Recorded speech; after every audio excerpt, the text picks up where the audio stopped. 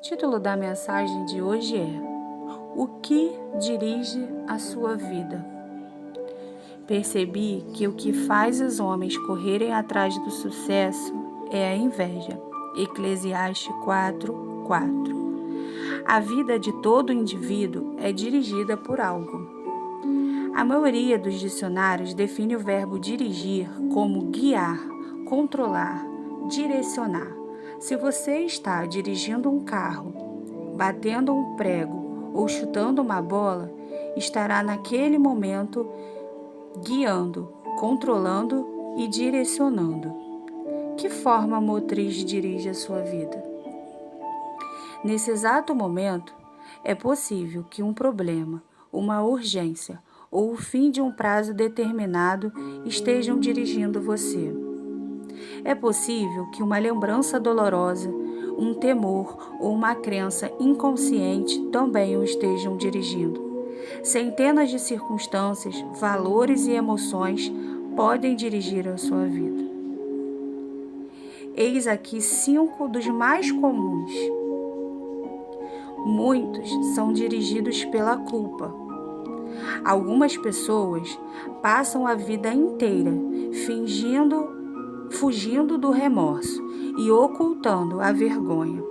Dirigidas pela culpa, são manipuladas pelas lembranças. Permitem que o passado controle o futuro e frequentemente punem a si mesmas, sabotando o próprio sucesso. Quando Caim pecou, sua culpa afastou-o da presença de Deus, que disse: "Você será um fugitivo errante pelo mundo." Este quadro descreve a maioria das pessoas hoje em dia: andar pela vida sem propósito. Somos produto do nosso passado, mas não precisamos ser prisioneiros dele. O propósito de Deus não é restringido por nosso passado. Ele tornou um assassino chamado Moisés num líder e um covarde chamado Gideão num corajoso herói, e também pode fazer coisas maravilhosas com o restante de sua vida. Deus é especialista em dar às pessoas um novo começo. A Bíblia diz: como é feliz o homem que tem suas desobediências perdoadas e seus pecados cobertos. Muitos também são dirigidos pelo ressentimento e pela raiva. Algumas pessoas apegam-se a mágoas sem jamais superá-las. Em vez de aliviar a dor por meio do perdão, revivem-na continuamente em pensamentos. Quando dirigidas pelo ressentimento, calam-se e interiorizam a raiva, enquanto outras se irritam e agridem os outros. Ambas as reações são nocivas e inúteis. O ressentimento sempre machuca mais o ofendido do que a pessoa que ofendeu. Enquanto o ofensor provavelmente já até esqueceu o insulto e o seguiu em frente, você continua angustiado em sua dor, perpetuando o que aconteceu.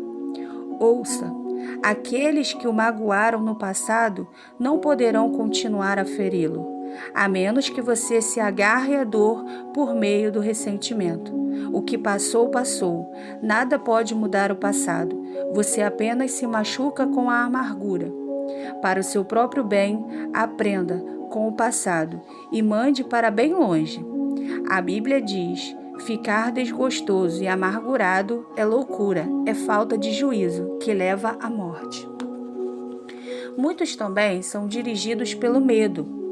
Seus temores provavelmente resultam de experiências traumáticas e de expectativas fantasiosas, do crescimento num lar extremamente severo ou mesmo de predisposição genética.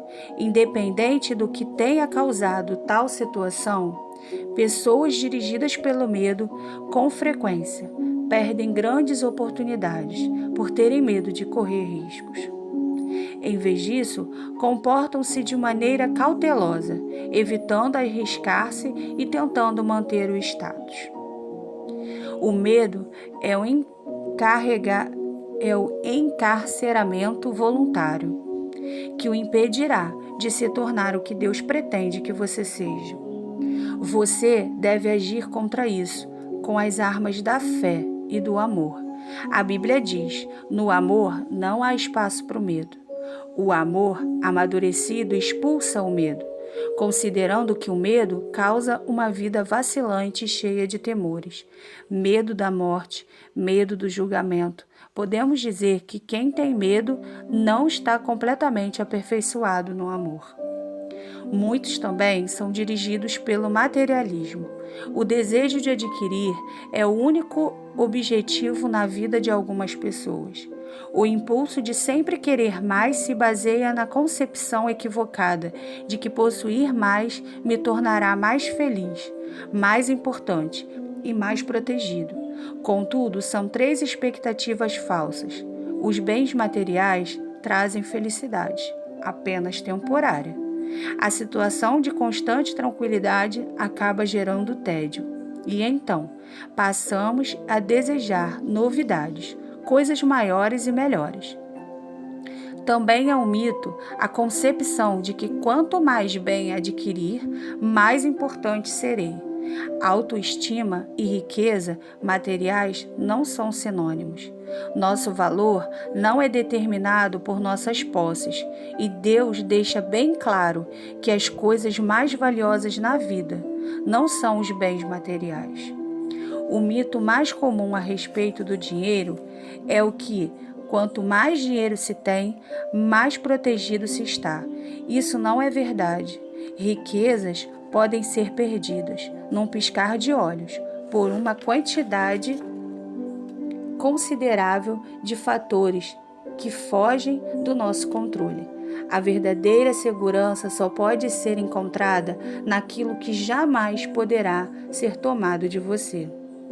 Muitos também são dirigidos pela necessidade da aprovação. Algumas pessoas permitem que expectativas alheias de pais, cônjuges, filhos, professores ou amigos controlem a nossa vida.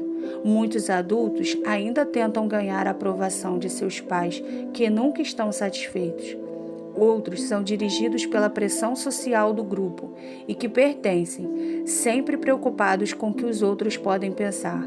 Infelizmente, os que seguem a multidão quase sempre acabam perdidos nela. Não conheço todas as chaves do sucesso, mas uma chave para o fracasso é tentar satisfazer a todos. Ser controlado pela opinião dos outros é uma forma segura de jamais atingir os propósitos de Deus para a sua vida. Jesus disse: ninguém pode servir a 2 senhores. Outras influências ainda podem dirigir a sua vida, mas todas levam ao mesmo impasse. Potencial não aproveitado, estresse desnecessário e uma vida não realizada.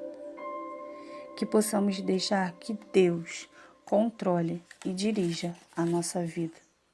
Não as circunstâncias, não as situações. Que Deus possa dirigir a sua vida, independente de qualquer circunstância que apareça, qualquer uma, que Deus possa dirigir a sua vida. Deixarei um versículo para você memorizar. Tu, ó Senhor, dás paz e prosperidade às pessoas que têm uma fé firme, às pessoas que confiam em Ti. Isaías 26, 3. Que você possa refletir nessa palavra e deixar Deus dirigir a sua vida. Fique com Deus.